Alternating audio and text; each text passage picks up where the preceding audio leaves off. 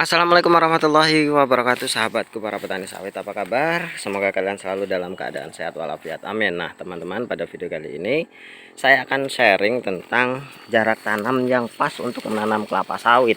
Dan tentunya hal ini sangat penting untuk disampaikan teman-teman, karena banyak sekali dari teman-teman yang saya lihat di daerah saya ini masih melakukan jarak tanam yang salah, dan tentunya teman-teman, hal tersebut sangat-sangat merugikan bagi kita sebagai petani yang sebenarnya mindset yang harus diubah dari pola pikir yang salah selama ini.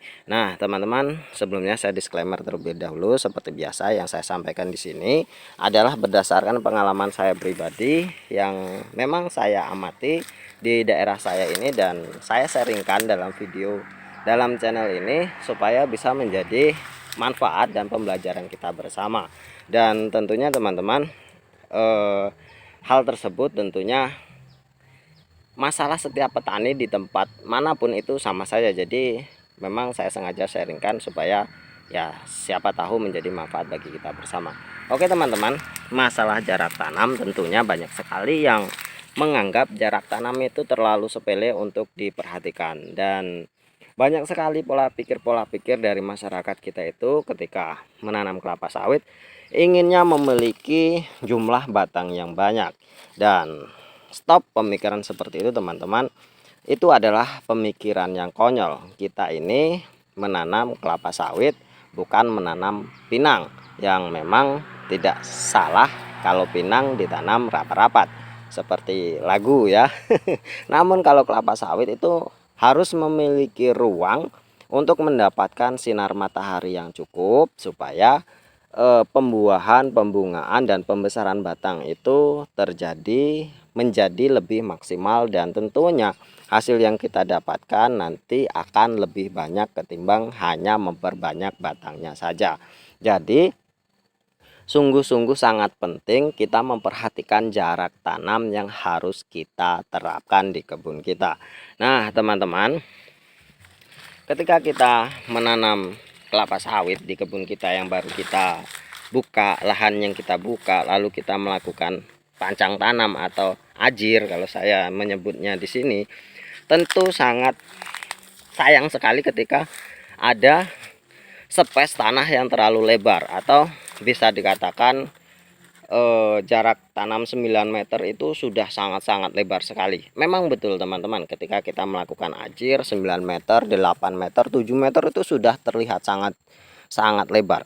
Namun ketika sawit kita sudah mulai tumbuh, sudah mulai umur 5 bulan sampai setahun, bahkan ketika umur sawit kita ini 5 tahun atau bahkan 4 tahun, ini kebun saya ini 4 tahun, ini sudah terlihat sangat rapat sekali teman-teman. Ini jarak tanamnya 9x9 segitiga sama sisi. Kalian bisa lihat ini sudah saling bertemu. Apalagi nanti kalau sudah usianya 6 tahun hingga 7 tahun, tentu saling silang ya. Ini pelepah sedang yang saya tanam ini, sekitar panjang pelepahnya itu 5 hingga 6 meter ketika nanti di usia dewasa, bahkan bisa lebih dari itu. Dan itu sudah mengindikasikan bahwa jarak tanam itu semakin lama, umur sawit kita semakin tua, pelepah semakin panjang, dan terlihat semakin rapat.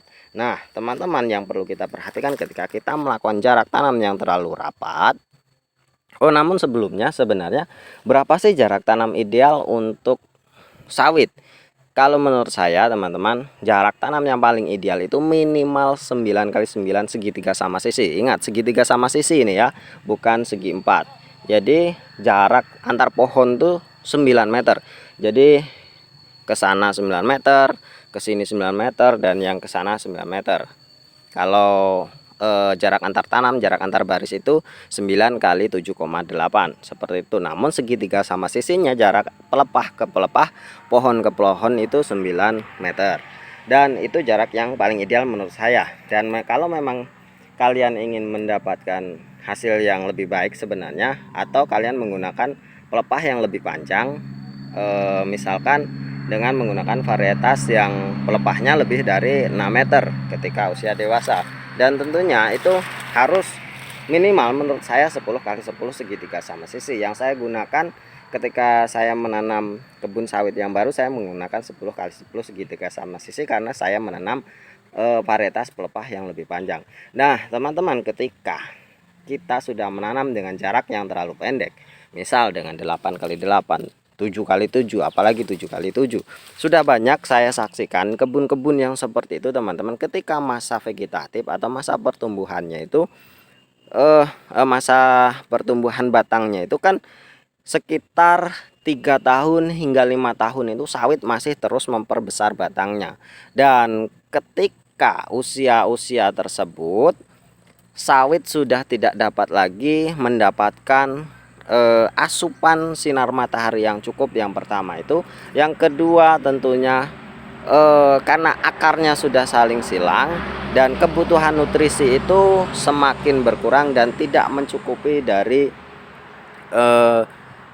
kegunaan atau dari kebutuhan pohon kelapa sawit, sehingga batang itu semakin tidak bisa begitu besar. Dan itu yang saya lihat di kebun-kebun yang dengan menggunakan jarak tanam yang terlalu pendek. Ini serius teman-teman. Jadi nanti kalian komen saya menggunakan jarak sekian dengan 7x7 nyatanya seperti ini. Sudahlah, itu hal yang sia-sia sebenarnya. Kalian harus bandingkan dengan jarak tanam yang lebih bagus, yang memang ada di daerah sekitar kalian yang jarak tanamnya 9x9. Silahkan kalian bandingkan. Tentunya itu bisa menjadi perbandingan yang harus kita pelajari. Jadi untuk selanjutnya kita menanam itu dengan jarak yang tepat.